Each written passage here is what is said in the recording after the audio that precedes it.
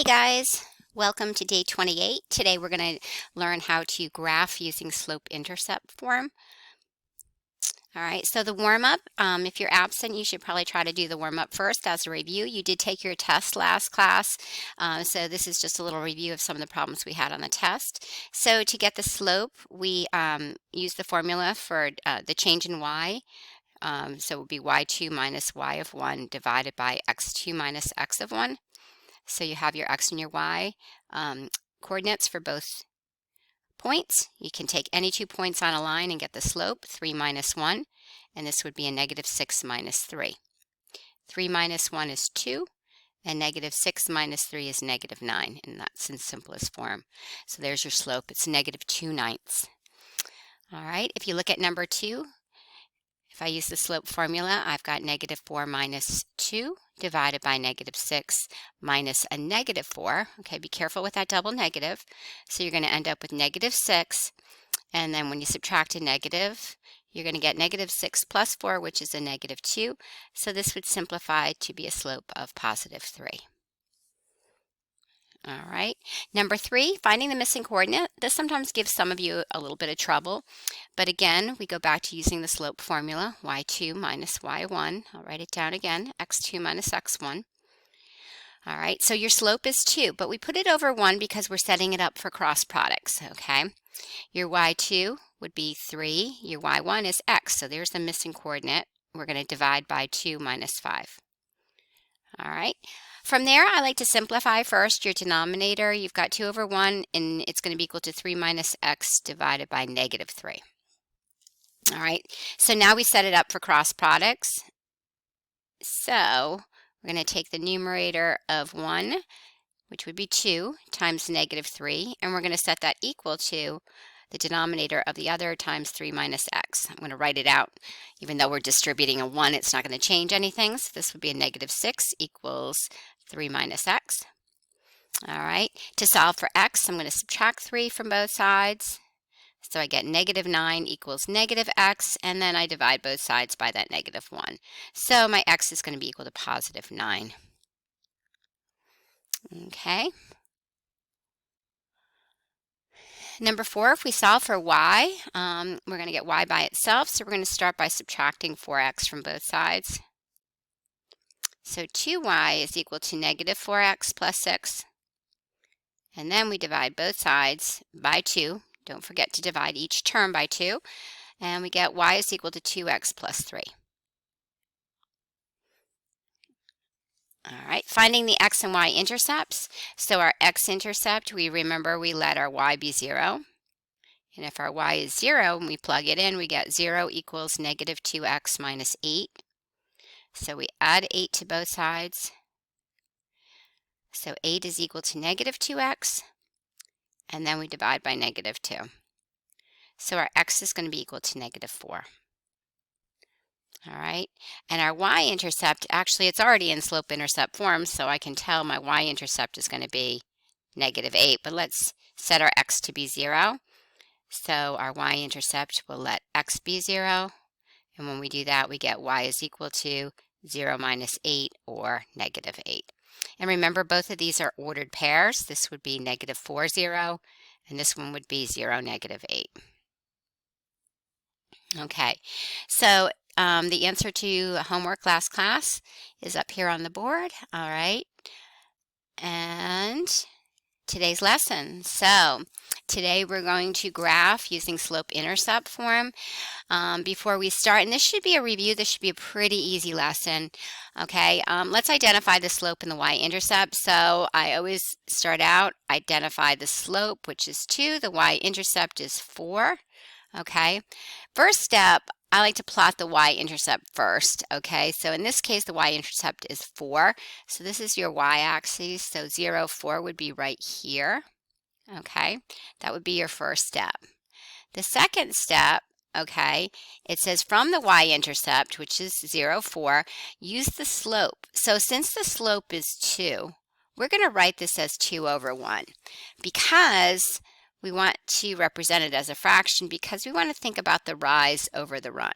Okay, remember the slope is your change in y value over your change in x. It's actually a ratio of the change in your output to the change in your input.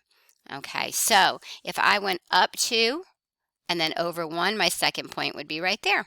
And if I continued doing that, okay, I could have a couple of points on there and make my line. All right, the line represents the equation y equals 2x plus 4. Every point on the line is a solution to this equation. So every single point on this line is a solution. All right, so if I decided to check maybe if I had an input-output table, if I had a 0, my output would be if we had y equals 2x plus 4. My input is 0, my output would be 4. Okay, so that works. If I put in a 1, my output would be 2 times 2 times 1 is 2 plus 4 is 6. Okay, and we can have an infinite number of ordered pairs on that line. All right, so we want to start out, we want to identify the slope and the y-intercept, and then we want to graph the line. So this again starts easy, just like we did last unit. Some of these are already in the form of y equals mx plus b. So first example, our slope is 2, our y-intercept is -3. So we start at a y-intercept of -3, which we start at the origin and we go down 3, 1, 2, 3. And our slope is 2. So I'm going to rise 2, run 1, rise 2, run 1, rise 2, 1, run. There we go. Connect your points. Okay, now I always like to stop and make sure, is that a positive slope? Yes, it is. All right, if I look at number 2, my slope is 1/2, my y-intercept is 2. So I'm going to start at a y-intercept of 2, and now I'm going to rise 1 and run 2. Okay, so we take that 1/2 and think rise 1, run 2. You can also think of it as -1 over -2. You could go down 1 and go to the left 2. It would be the same line. So I'm going to try that here. I go down 1 and to the left. Notice it's on the same line, and I connect my points. All right. If I look at number 3, my slope is -2/3 and my y-intercept is 5. Okay, so now be careful with this one because -2/3, you want to make either the numerator or the denominator be negative, but not both. So we can have a rise of -2 and a run of +3. All right, so I start at my y-intercept of 5, 1, 2, 3, 4, 5. And I'm going to go down 2 and to the right 3. There we go. Down 2 and to the right 3. Okay, I could have also gone up 2 and to the left 3, like that. All right, but notice I run out of graph space to do that. All right, we just have some little baby graphs here today. Okay. All right. Moving on. And again, I'm going pretty fast. I would suggest pausing the video right now and trying 4, 5, and 6 on your own. Okay, your slope is 2, your y-intercept is -4, so I'm going to start at -4. I'm going to go up 2 and over 1, up 2 and over 1, and then I do verify I have a +2 slope. Number 5, my slope is 1/2, my y-intercept is 1, so I go up to my y-intercept of 1, and I rise 1 and run 2, or I could go down 1 and to the left 2. Notice, again, I'm on the same line. All right, I pause, I check. Yep, still has a positive slope there. Number 6, my slope is 3, but my y-intercept is 0. Remember, it's really like 3x plus 0. So in this case, I start at the origin. Okay, when I have a whole number slope, it's going to be rise over run. So I'm going to go up 3, 1, 2, 3, over 1. Don't forget that over 1. Down 3, okay, to the left 1, because I could also do it like this. That's still a +3 slope. And I connect my points like that. Okay, so we know that we're not always going to be in slope-intercept form, so sometimes you have to rewrite the equation. So I'm going to do that by using the golden rule of algebra. I'm going to add 3x to both sides. Okay, so I get y is equal to 3x minus 4. All right, once I get it into slope-intercept form, it's easy to identify the slope and the y-intercept.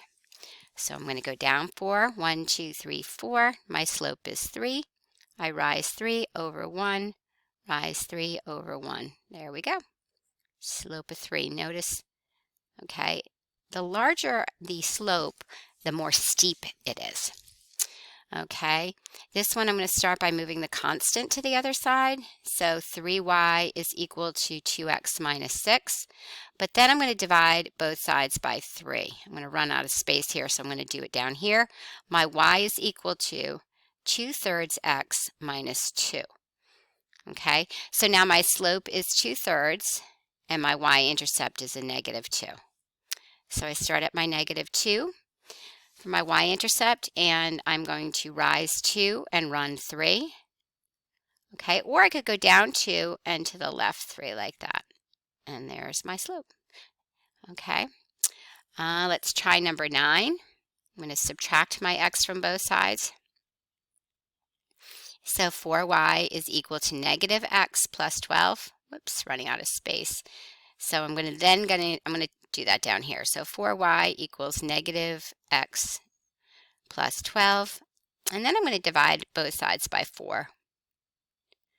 Okay, so our y is equal to -1/4 x plus 3.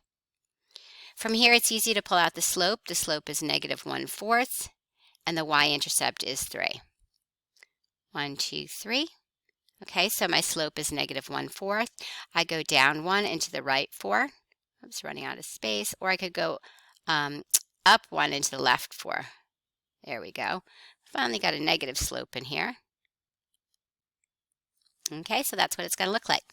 Again, this would be a good point to pause the video and try a few on your own, making sure you can put them into slope-intercept form.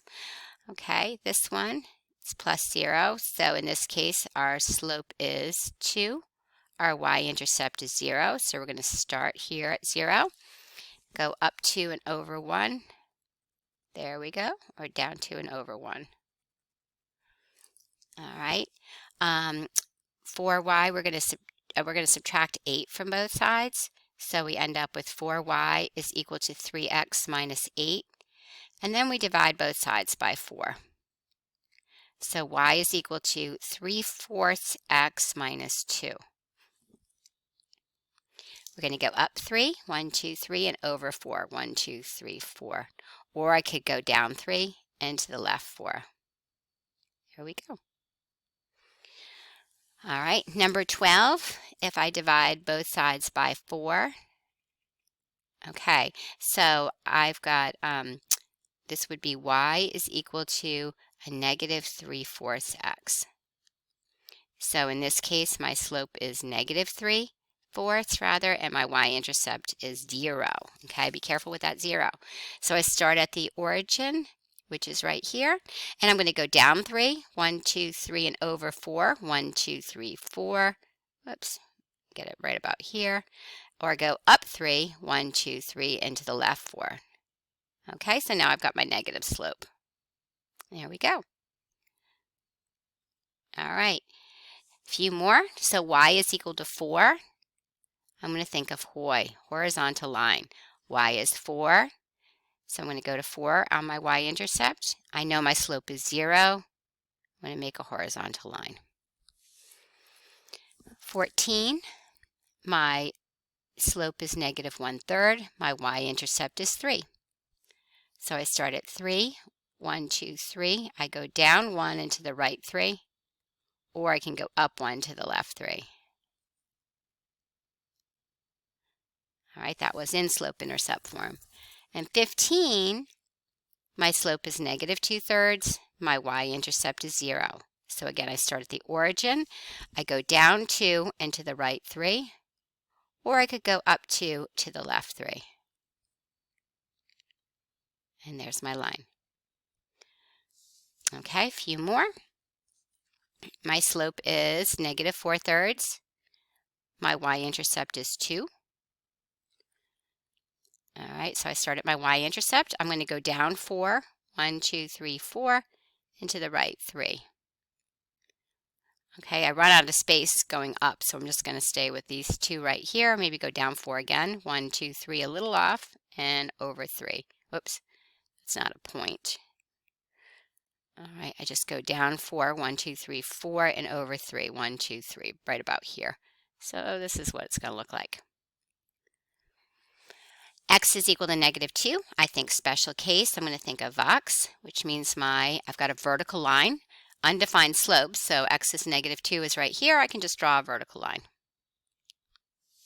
All right, and 18, my slope is 3/2, and my y-intercept is 0 again. So I start at the origin. I'm going to go up 3, 1, 2, 3, and over 2. Or I'm going to go down 3, 1, 2, 3, and to the left 2. So there you go. Okay, so if you start the exit ticket, you can work on that. Finish the exit ticket, you can work on 28B. That's in the same directory. Okay, I hope you guys have a great Thanksgiving. Bye.